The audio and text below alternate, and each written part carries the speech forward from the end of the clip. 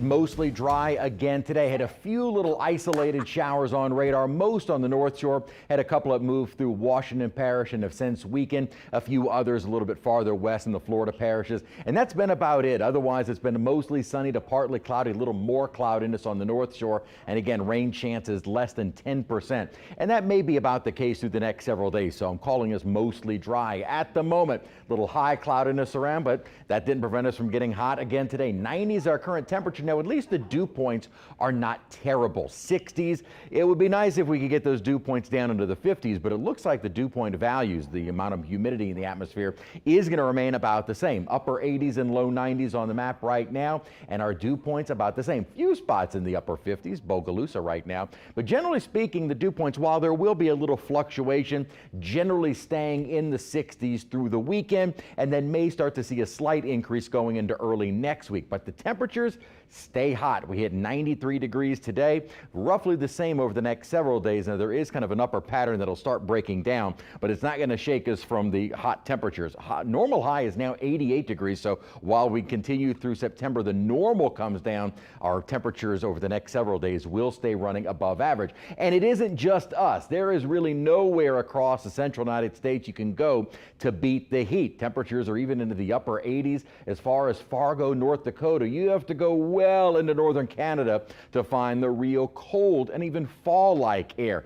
Is it going to be coming south anytime soon? Well, this is looking at the temperatures and the upper pattern. What we would need would be one of these over the central United States. These are those deep upper level troughs. This is what taps into that colder air and starts pushing it farther into the United States. And what we don't see going forward is any of that deep upper level troughing that would help to bring down the fall-like temperatures any farther south than maybe the extreme northern tier states. So as far as the colder or even cooler air goes, it is not coming anywhere across the lower 48. And in fact, the temperature outlook toward the end of September, so this is for the next 2 weeks, not likely to see anyone across the nation see temperatures at or below average. Everyone will stay warmer than normal. So low humidity, but hot. No cold fronts in the next 7 or more days. And out in the tropics, no activity is expected close to home. Where we're still looking at likely activity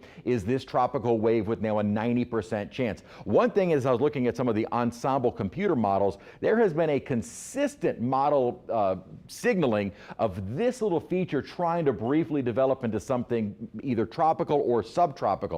Hurricane Center currently not mentioning it. It would have a brief window to maybe do something before it moves inland, but just something that the models continue to pick up on. But as of right now, Hurricane Center is not. Now, this wave is starting to look a little bit better organized and has now since been classified as Invest 92.